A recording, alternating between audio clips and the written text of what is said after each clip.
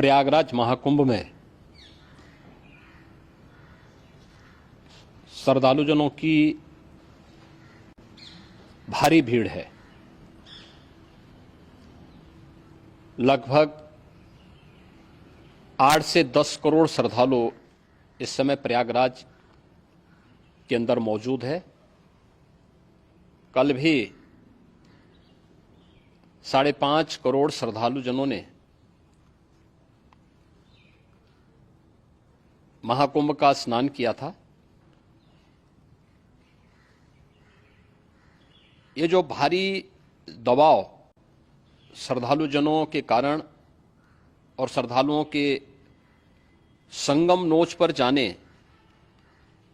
के कारण वहां पर एक बना हुआ है, लेकिन पूरा प्रशासन मौके पे वहां मौजूद है।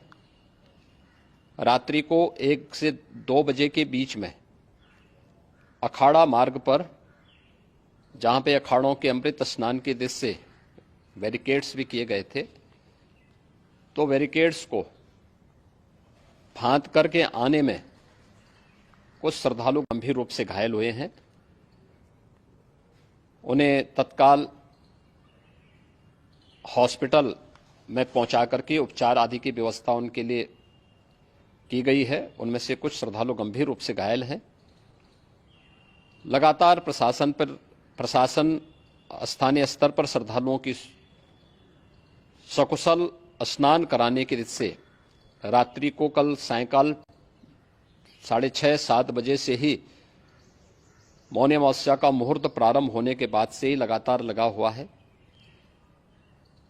प्रयागराज में महाकुंभ में श्रद्धालुजनों के सकुशल स्नान करने, अमृत स्नान के लिए देश भर से आए हुए श्रद्धालुजनों की व्यवस्था के लिए, उनके कुशल क्षेम के लिए आदरणीय प्रधानमंत्री जी का प्रातःकाल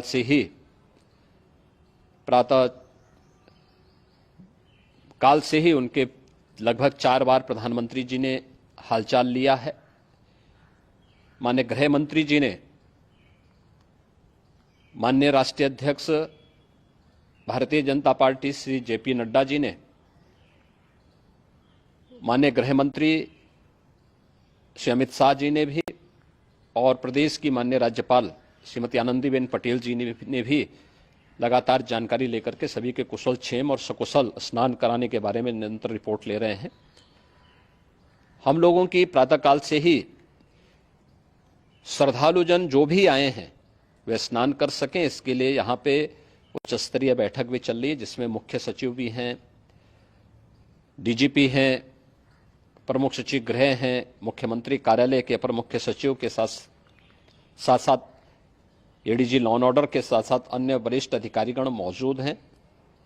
प्रयागराज में हालात वर्तमान में नियंत्रण में हैं, लेकिन भीड़ का दबाव बहुत बना हुआ है। अखाड़ा परिषद से जुड़े हुए पदाधिकारियों के साथ मैंने स्वयं भी बातचीत की है। आचार्य महामंडलेश्वरों से भी, पूज्य संतों के साथ भी मेरी बातचीत हुई है, और पूज्य संतों ने बड़ी ही विनम्रता के साथ इस बात को कहा है कि नहीं, श्रद्धालुजन पहले स्नान करेंगे और फिर जब उनका दबाव कुछ कम होगा और वे सकुशल वहां से निकल जाएंगे, तब हम लोग स्नान करने के लिए संगम की तरफ जाएंगे। अभी पहले श्रद्धालुजनों को, चूंकि देश भर से आए हैं, तो इसके लिए उन्हें सभी अखाड़े इसके लिए सहमत हैं और सभी लोग इस व्यवस्था के साथ जुड़े हुए हैं। लगातार इस दिशा में हम लोगों का प्रयास है कि जो अब तक प्रातःकाल से ही आपने देखा होगा, कल मैंने बताया कि कल लगभग 5.5 करोड़ श्रद्धालु कल महाकुंभ का स्नान किए हैं, और आज प्रातःकाल तक लगभग 8:30 बजे तक 3 करोड़ से अधिक श्रद्धालु स्नान कर चुके हैं, और ये लगातार जारी है। लेकिन संगम नोच पर, अखाड़ा मार्ग पर, नागवासुकी मार्ग पर लगातार दबाव बना हुआ है, और वहां पर श्रद्धालुजनों की सुविधा के लिए भी हर प्रकार की वहां पर प्रशासन पूरी मुस्तैदी के साथ लगा हुआ है। और इसीलिए मेरी अपील है पूरे प्रदेशवासियों से, पूरे देशवासियों से और सभी श्रद्धालुओं से भी, सभी पूज्य संतों से भी कि अफवाह पर कोई ध्यान न दें, संयम से काम लें। ये सब आयोजन सभी लोगों का है।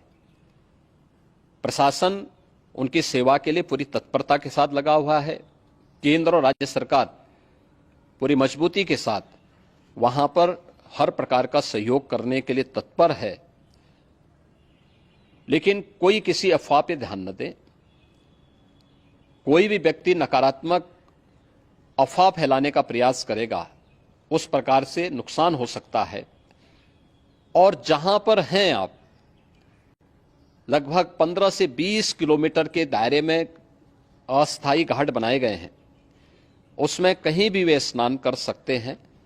आवश्यक नहीं कि संगम नोच की तरफ ही आए, क्योंकि भीड़ देखते हुए खासतौर पर जो बुजुर्ग हैं, बच्चे हैं, श्वास के रोगी हैं, उनको लंबी दूरी तय नहीं करनी चाहिए और जहां पर हैं वहीं पर आराम से पहले स्थिर होकर के कार्य करें, वहां पर रह करके।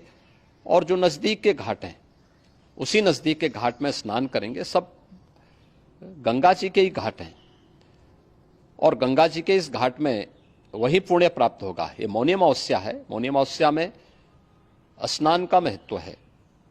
संगम में स्नान का दबाव बहुत ज्यादा है, इसलिए सभी लोग अगर वहां पे इसमें अपना सहयोग करेंगे तो सकुशल हम सभी श्रद्धालु जनों को वहां पर स्नान करने में सफल होंगे और फिर इसके उपरांत अमृत स्नान के लिए पूज्य संतों से भी